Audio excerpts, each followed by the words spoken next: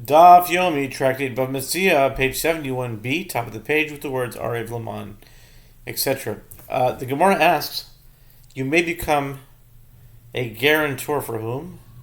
If we say it means a guarantor for a Jew who lends money to another Jew with interest, that is difficult. But this would be contradicted by that which the sages taught in the Mishnah, 75b. These are the ones who transgress a prohibition, the lender and the borrower, the guarantor and the witnesses. It is prohibited to serve as a guarantor for such a loan. Rather, it must mean that one may serve as a guarantor for a Gentile who lends to another Jew with interest. This is also difficult, since the law of the Gentiles is that he goes after the guarantor to collect the money without trying to collect first from the borrower. Under Gentile law, it is the responsibility of the guarantor to pay the lender and to then retrieve the money from the borrower. Consequently, when this occurs, the guarantor is considered to have borrowed money from the Gentile and lent it himself to the Jew, with the result that the guarantor is the one who takes the interest from the borrower, which is prohibited. Rav Sheshet said, the case is that the Gentile accepts upon himself to have this transaction judged by the laws of the Jews, so that he may not claim repayment from the guarantor. The Gemara asks, if the Gentile accepted upon himself to have this transaction judged by the laws of the Jews, he should also not take interest, since that is prohibited by Jewish law.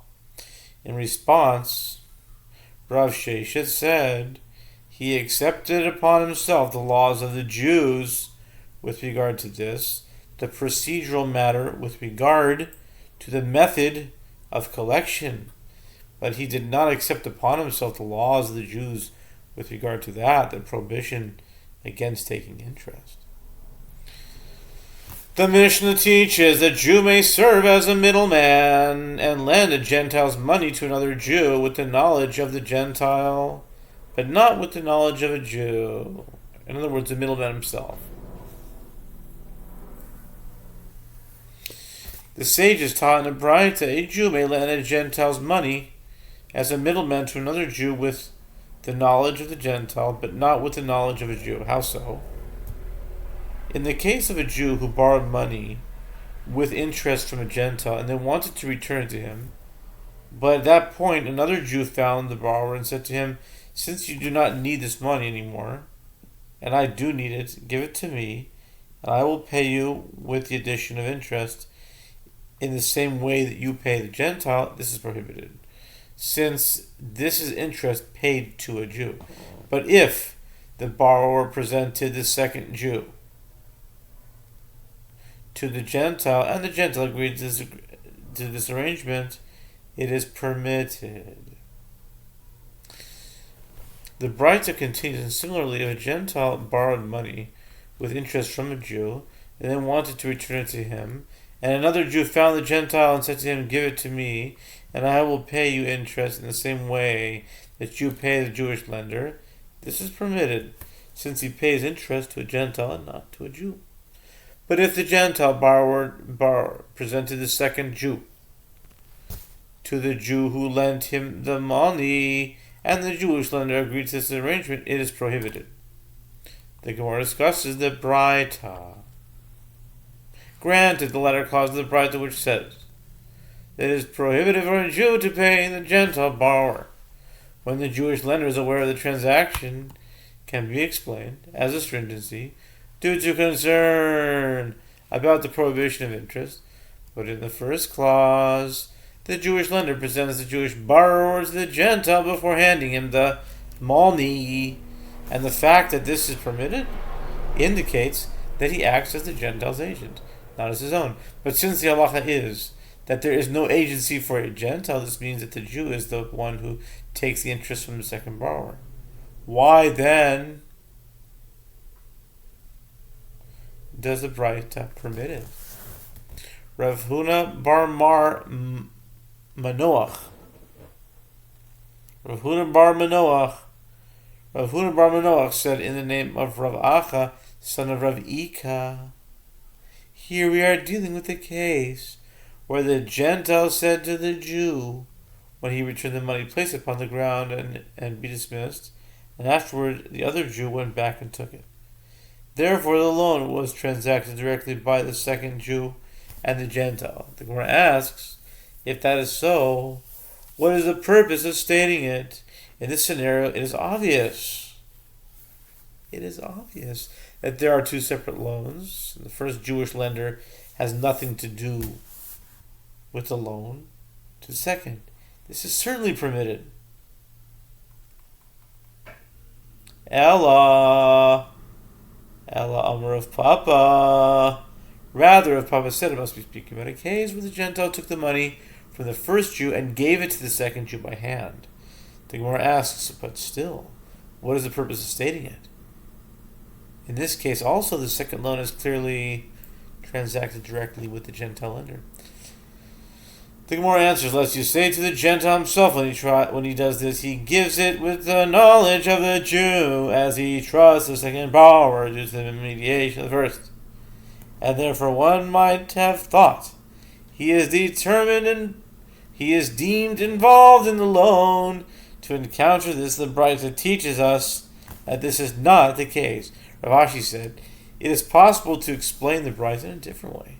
When we say the halacha is that there is no agency for a non-Jew, this matter applies concerning the separation of truma, the portion of produce designated for a priest.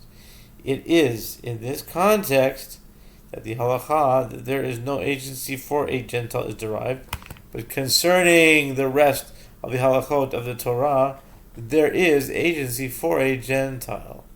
The Gemara comments, and this is the opinion of Rav Ashi, and this opinion of Rav Ashi is an error.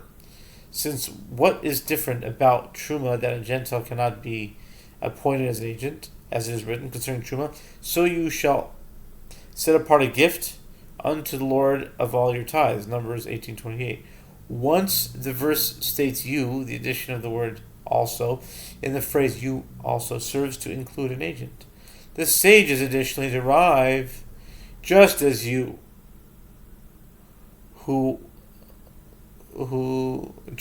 those who appoint agents are members of the covenant, Jews, so too your agents must be members of the covenant.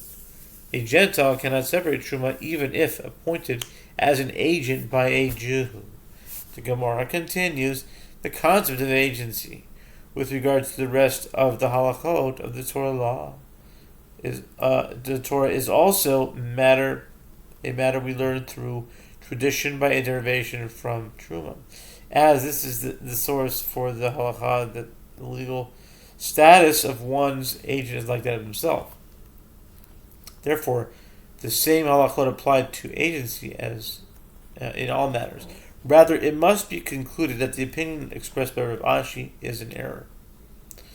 There are those who say a different version of this discussion. Rav Ashi said, when we say that there is no agency for a Gentile, this matter applies concerning them serving as agents for us, but we can be agents for them.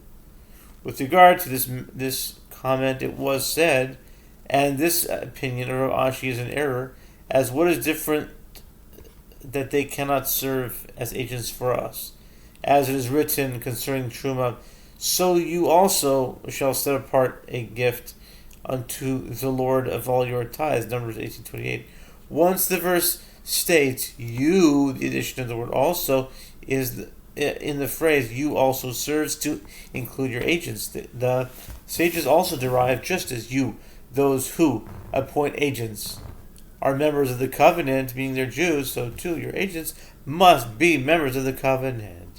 The Gemara continues, therefore we also cannot serve as agents for them, because the same principle is said, just as you who appoint the agents are children of the covenant, so too all who appoint agents must be members of the covenant. Rather, it must be concluded that the opinion expressed by Rav Ashi is an error. Ravina says, another answer, granted, a Gentile is not included in the category of agency, but he has the power by rabbinic law to acquire an item through an act of acquisition performed by another. This is similar to the halakha concerning a Jewish minor, As with a minor, it is not the case that even though he is not included in the category of agency,